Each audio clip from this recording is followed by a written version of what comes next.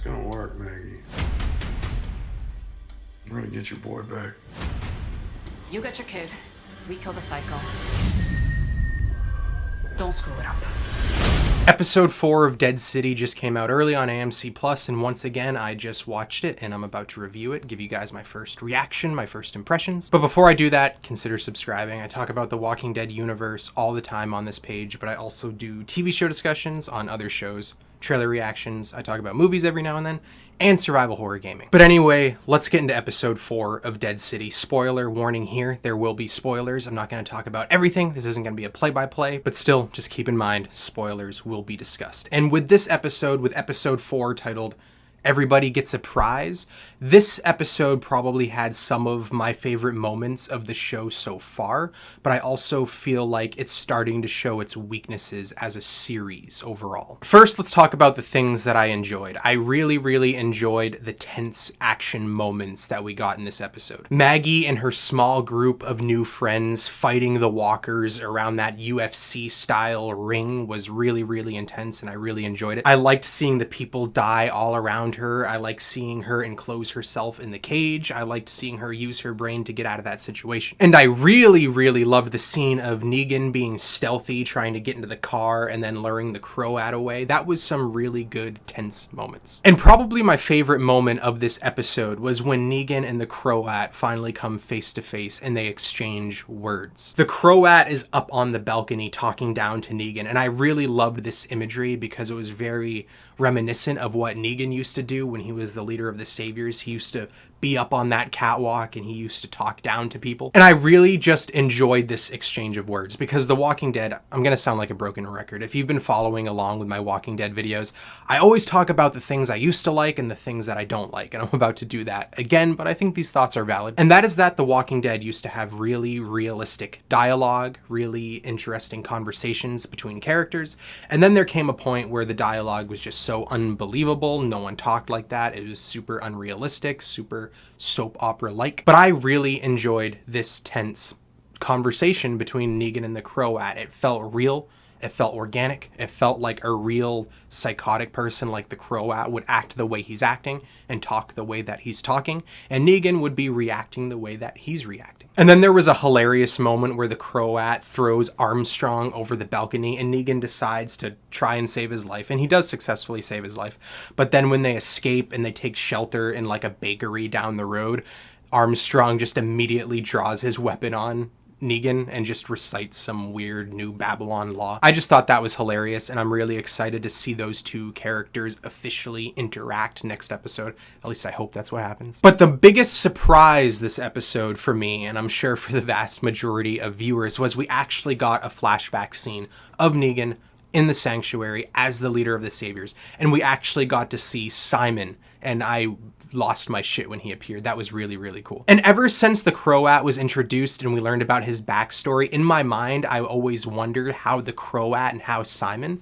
interacted with each other, because what we have heard is the Croat was this very psychotic person and so was Simon, so I was always curious how those two characters cohabitated together. And we get this really impactful, really dark, really disturbing scene, and it's probably honestly the biggest standout scene of the series so far for me. And that's when Negan enters the room where Croat was interrogating a young woman from the kingdom, and he's just looking at the pool of blood by her feet, and he's slowly going up to her arms tied to the chair, and then it finally zooms up to her face and she's just dead, and we see the Croat just acting so casually about it, knowing he just murdered this young woman. And Negan kind of coming to the realization of how crazy this person actually is and how kind of guilty I'm sure he feels, because yeah, the Croat killed him, but Negan is still doing what he's doing. He's still the leader of the Saviors. He's still giving the Croat a platform to do what he did. Unfortunately, I wish that we got more of those flashback sequences. They ended very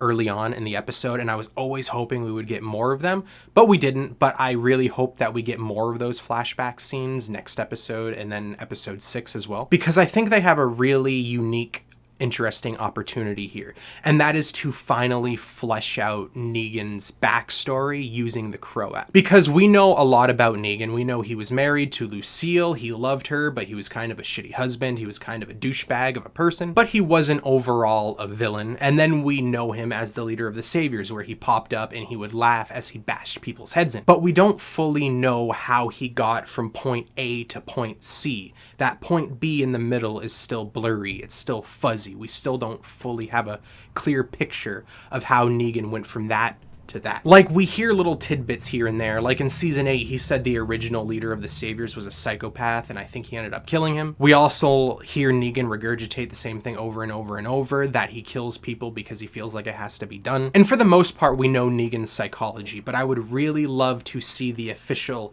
shift in his mind, the official transformation from when he went from just a douchey husband that did love his wife to a murdering psychopath. And I think that if they utilize the Croat and flashback scenes, I think we could finally get that. Because I love Negan. He's one of my favorite characters in the Walking Dead universe. I really, really enjoy him, but I'm not gonna lie, it's pretty obvious that a lot of the writing around his character is very sloppy. But I am really, really enjoying Dead City so far, but one of my biggest complaints is that I'm not really feeling the intensity of the plot as much as I would like to. I'm not really caring so much about the Croat and his people's conflict with this new group of survivors. I don't really know what I would refer to them as. And I also don't really care much about Negan and his relationship with Ginny. In fact, whenever they show Ginny, I'm starting to get really, really annoyed because it's taken away from the character moments and the plot moments that really shine in this show. The only thing I can really compare it to is if you order like orange chicken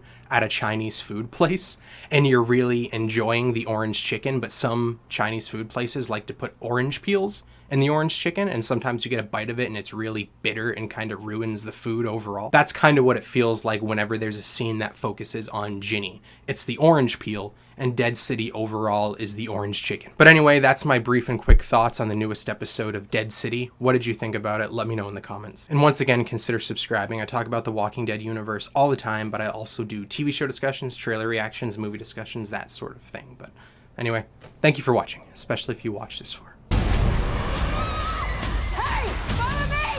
Negan! Falling! Nothing to be afraid of. It's only me.